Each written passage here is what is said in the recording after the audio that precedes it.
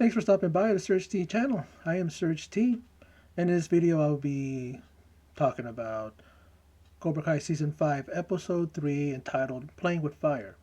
That was the theme throughout this episode. Pretty much a dire warning from Terry Silver, who was pretty much told that to Daniel. Because it pretty much is getting a lot precarious, very, very dangerous now for Daniel. Now that he's dealing with Terry Silver, he gave him an out. He said no retaliation if you back out now. But Daniel, he even said, "This is my territory. This is my backyard. That I'm not the one that's supposed to get out of here." You know. Now the episode really was funny. A lot of emotional moments, a lot of moments that you kind of felt for Daniel, worried about him, worried about Chosen, and the other characters here too, especially with the situation between Sam and Miguel, and also the reemergence of Mike Barnes. But let's talk about the episode. Let's run it down.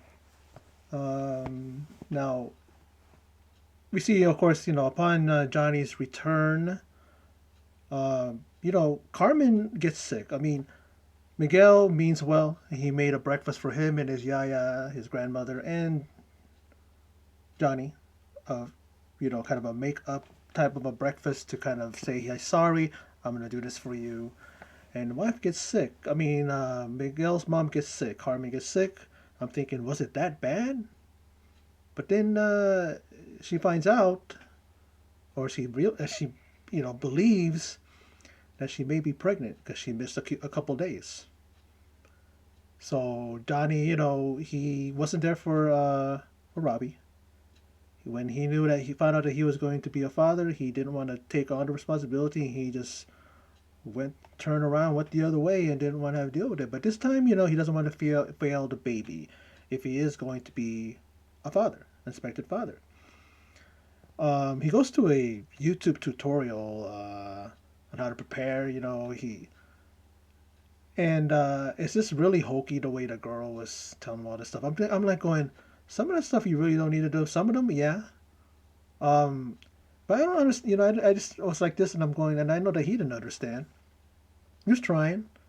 She was saying, make sure it's baby safe, free from pests and all kinds of things. And then he looks on the top of the couch, and there's a big ass cockroach. He lifts it up, and there's a whole bunch of them. And I was thinking, was that kind of a way to make it look like he definitely is not prepared? Because that was really over the top. I mean, that was so many cockroaches. Like, they're just sitting there, and they didn't notice that there was cockroaches under the seat cushions and all that. Man, it was pretty funny. And you see him, preparing the apartment. After that scene, he's like spraying, fumigating the area. He has a big old gas mask on while he's drinking a beer. He puts it back on and like that. I'm going.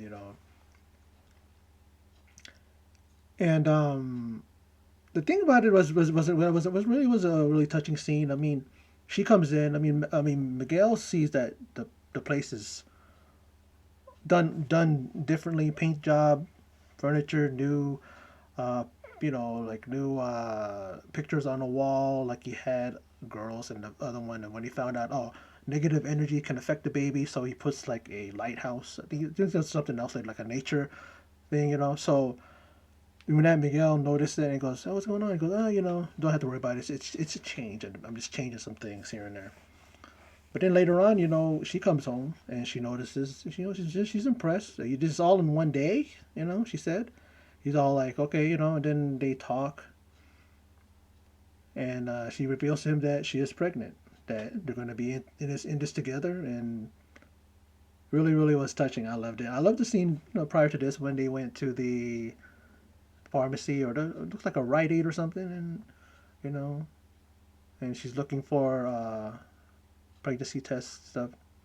and then he sees a guy with a baby, and he's having trouble, calming the baby down, and he's looking at that, and then she kind of noticed this, and she's like, when you can feel like you'll be responsible, or however she worded it, but she pretty much said, take your, I want you just to take your time and find out if you're ready for this.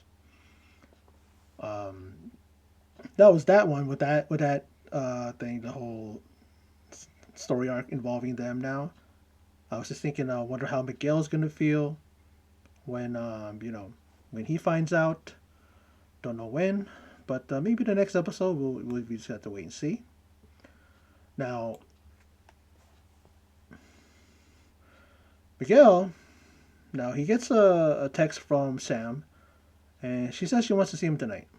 Now, immediately Dimitri says, "Man, that's like a five. What's that? What he said? Like a 5 alarm fire or something like that. Where it's like that's a big signal that she wants to break up." Even Hawk is like, "Well, maybe she wants to talk. Maybe like he's kind of more." What's it called? He's more grounded now. His mind is clear and all that stuff because he's with Moon, right? She's all about the positive thinking and all that stuff. But Dimitri's definitely dead set on that. He's dead set on she's gonna break up with you. That's just what it is. But Eli and Dimitri, they give him various ways to win her over. They go to a jewelry store. He fixates on an octopus type necklace. Nice looking thing. Nice looking jewelry there, and finds out how much it cost, and so they're doing with that. They're dealing with that, and then Sam and Yasmin and Moon, they go to a spa day. They have a spa day. They want to help Sam figure out who she really is. She's been kind of like since the episode started. The season started. She's been conflicted. Like she doesn't want to know. She wants to know what she can do. Where's her head at? What kind of decisions she needs to make. And then while she's in the, it's kind of like she's laying in something of water, and then she's like encased in something. It's like it's like a, what do you call it? Like a tanning booth kind of looking thing, but it closes on her, and just water in there, and she's in there. She's with her thoughts, and then you're seeing her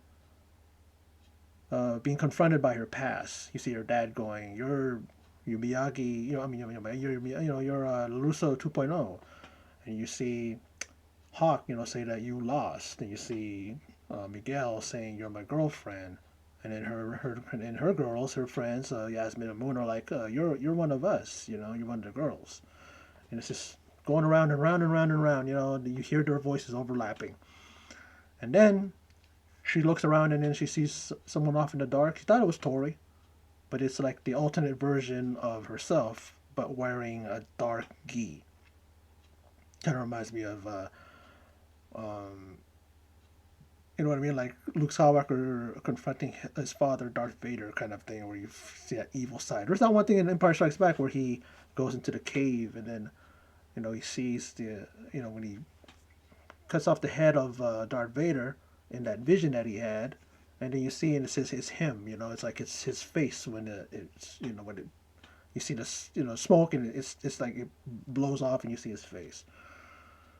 Now, it's a pretty good use of you know of of cuts of while the person's filming it, and the way they filmed it, it would cut to her Tori would cut to the evil one back and forth. Really good use of editing, and it made it really looked like they were fighting. She was fighting herself, and all of a sudden she wakes up, and her friends, "Hey, what's going on? What's up?" And stuff like that. Moon's talking about, I had a great vision of Moon and of a of a meadow and dewdrops and stuff like that. It's like she's really like ooh, but she's a sweet girl. I really like her. I think she's great. I love how she just talks about positivity and all that stuff, and that's what Sam needs. You look at Yasmin. Remember how she used to be in the beginning of the series, right? Look at her now. I love where she's at. I love her. I love how she's not like she used to be. You know. Um, Now we see. Speaking of her, Sam, and speaking of Miguel, they meet up at the Miyagi-Do, and he's really really happy to see her. But then she starts talking to him about she needs a break. He's all break from karate, break from me. But she needs to figure out who she is. So she breaks up with him, but she wants to stay friends. Now he seems to take it well. They hug each other, and he tells her, "Give me a call sometime." Yeah, we can. She's like, "We can be friends," and he goes, "Yeah, we can still be friends." And she's like, "Promise." He walks off, and he starts crying. He starts getting emotional. He has the little container there that has the box that has the thing in it, the necklace, the dragon, octopus necklace, and he just drops it right there. And she's probably gonna find it, and maybe she's gonna figure out it's from him.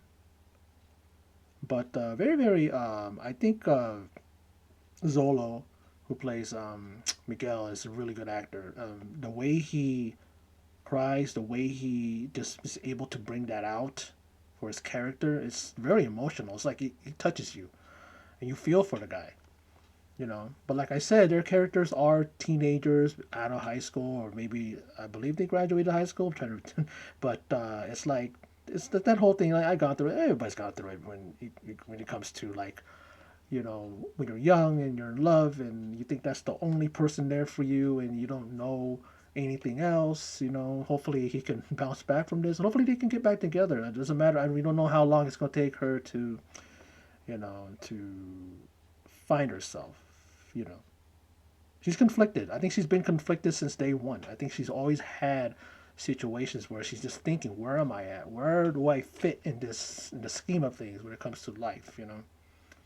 All she knows is karate, like she was saying, and she wants to see if she could find something outside of karate. And I wish her the best. I mean, hopefully she will find that, because I want these two to get back together. I'm sure a lot of people want to. People are conflicted. Some people don't like her character. Some people think that she uses people. I mean, she was with Robbie before and like that. Even with Kyler, right?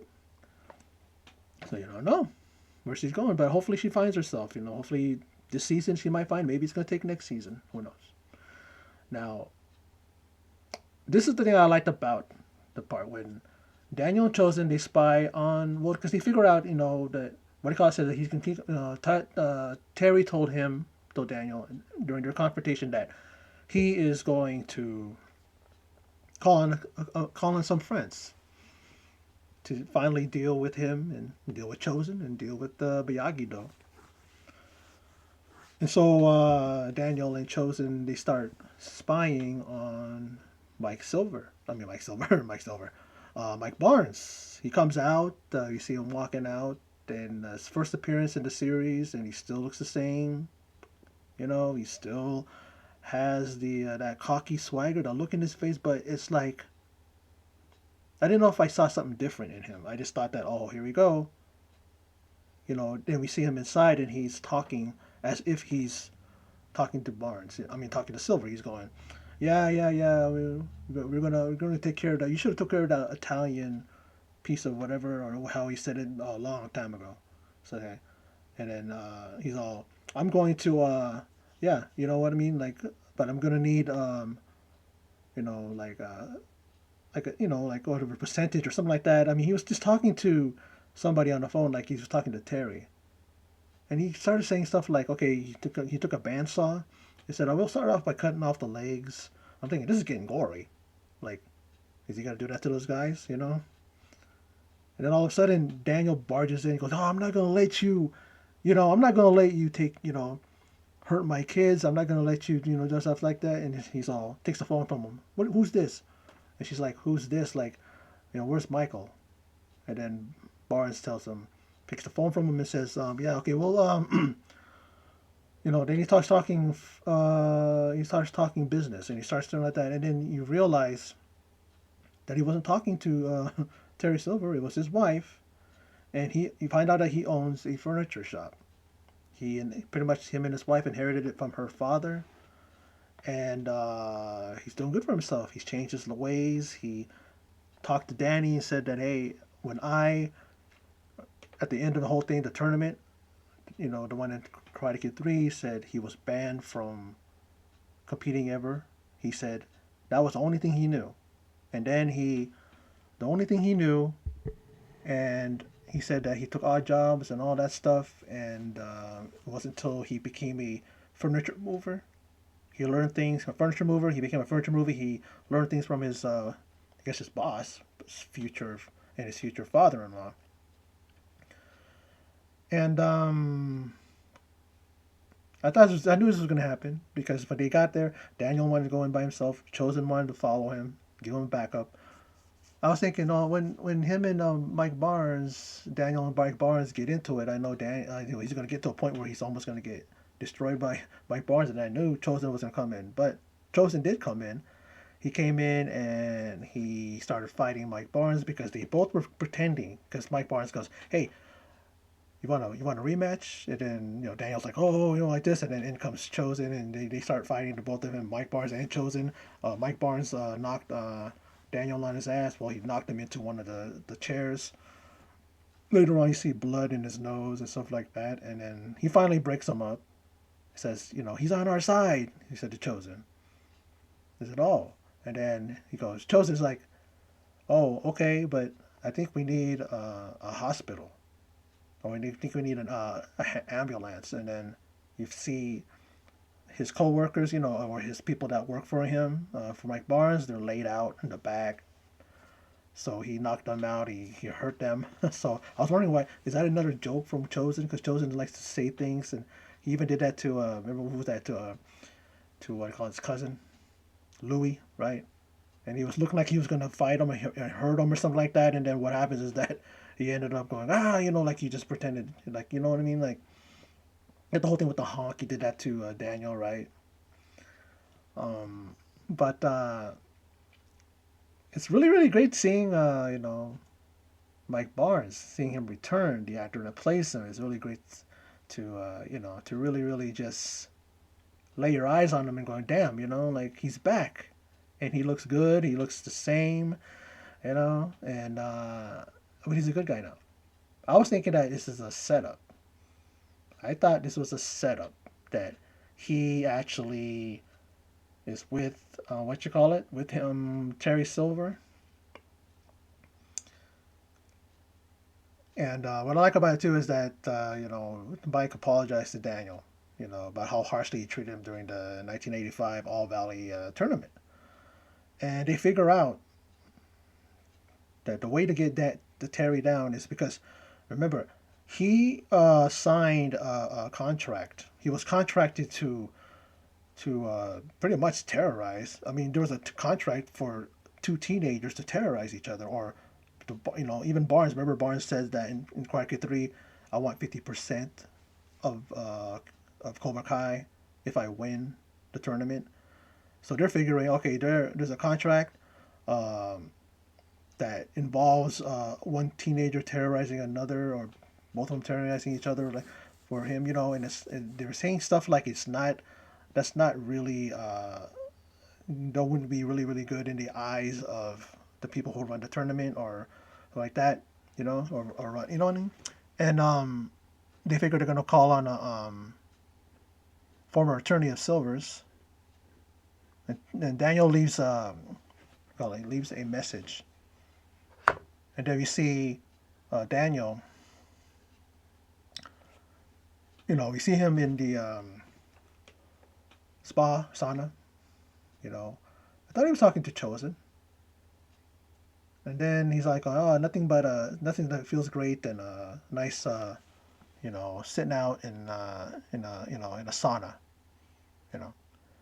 And then all of a sudden, you hear the message that he left. You hear it. He hears it. He's like this, going like, "What's going on?" And then all of a sudden, out of the steam, comes Terry Silver. He walks into frame. And he told you, "I told you not to mess with me. Now I'm gonna go and take care of an old friend." And then what happens is that you see the next scene. You see Mike Barnes step out of his car, and his mouth is open, and he's just beside himself. He drops to his knees. The camera turns around, and we see his furniture shop, yeah, all inflamed. Like all the fire and everything was inside. You could still just see the sign of his furniture store, but you see the flames in the window and the flames top of the building. It's like it's a total loss, and I'm like, he definitely we definitely know that Barnes is not in cahoots with Terry Silver. I thought that was the case, but that I'm glad that they didn't go that route because that would have been too obvious. That would have been too obvious. So instead of him being an ally, he's actually a perceived enemy now by Terry. But what do you call it? Wanted him to help him. Daniel said, I want you to help me. But, you know, Barnes was like, I don't know if I want to get into that now. I don't know how I can do that. But then, Daniel said, do you know anybody? Like that. Then he brought up the story about the contract and how it's not very what's the word? But it doesn't seem ethical. I guess you can say. Stuff like that. I think it could get Terry in trouble because he contracted a teenager to, you know, you know, all in all, that's what they figured out. And that was their way. But then this happens. So I think that this is going to cause Barnes to, you know, it's gonna get him finally to go. Okay, I'm gonna help Daniel now and it's gonna be three against one. But money is power. Terry could easily do something. He can easily pay people. He can easily be like ruin Daniel because he has his car dealership, and he can easily ruin him. He can easily, you know what I mean? He's already made that step. So I'm surprised that he hasn't done that to one of his dealerships, but it might be the next target. Who knows? But I don't know what their next step is going to be. You know, like I said, this episode was up and down with laughs and emotional stuff, tears, danger, precarious situations that now Daniel finds himself in, even chosen, now Barnes. I wonder how Daniel feels because it was because of him that this happened, but I don't think Barnes will blame him, but I'm sure he's regretting, trying to help him. I mean, I think he was definitely hesitant to help him because he knows what it's all about, what Terry's all about. We all know, they know, but a very good episode. I really really enjoyed it. I love the acting. I think these guys really did well in this episode. A lot of growth, especially when it comes to Sam and to Miguel. You know, the banter between Hawk and Dimitri is funny. You got Moon and Yasmin, stuff like that, and then the whole thing with Johnny and Carmen. They now know that they're expecting a child. That's great. You know, and I think he has an opportunity now to do what he didn't do with Robbie. Even though now he's okay and he's good with Robbie now, and they're gelling now, and they're like father and son, and they're doing good. The Mexico trip really did well for them, but according to Miguel, I mean, even according to Johnny, it was kind of quiet in the van, the trip back home, and even Miguel said that yeah, it was out of respect for my old sensei. I'm going to wasn't going to get into a fight or anything like that. But a lot of good things that came out of this, a new baby on the horizon, a breakup, Daniel and company being in more deep crap than they were before. They're in quicksand now. They need help and need it now before the quicksand is above their heads and they're gone, and like you know what I mean. It's like they need to step it up and do something because Terry now means business. He's like, okay, it's most likely the gloves are off now. I'm gonna come at you guys, and you guys asked for it. He even said to Daniel in the sauna, "You asked for it," and he kind of did. But let's see what he does in the next episode. But like I said, this episode was great. It was called "Playing with Fire." It's episode 3 of season 5 of Cobra Kai, and I'm enjoying this. Like I said, every week I will be doing an episode.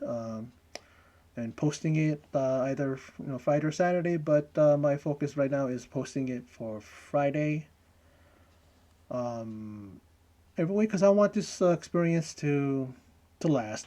And I know I've been seeing some spoilers. Not that I read it. I see something news on the aftermath of season 5 or what happened. What does this mean? I'm like I just totally just remove that. Don't recommend stuff like that until I watch it. So I'm not reading any spoilers. I'm not reading nothing because I just don't want this thing to be to go away. I don't want the experience to go away like like after like what I mean like after like I'll watch it all in one sitting and then that's it. You know. But we'll see what happens in the next episode and see what other things will happen. A lot happened here. What else can happen? What more can happen, right? But anyway, that's my video. First of all, thanks for stopping by. For those of you who watched the video, and like I said, that's my video. So for those of you who stopped by and checked it out, I appreciate it. And in closing, and as always, take care.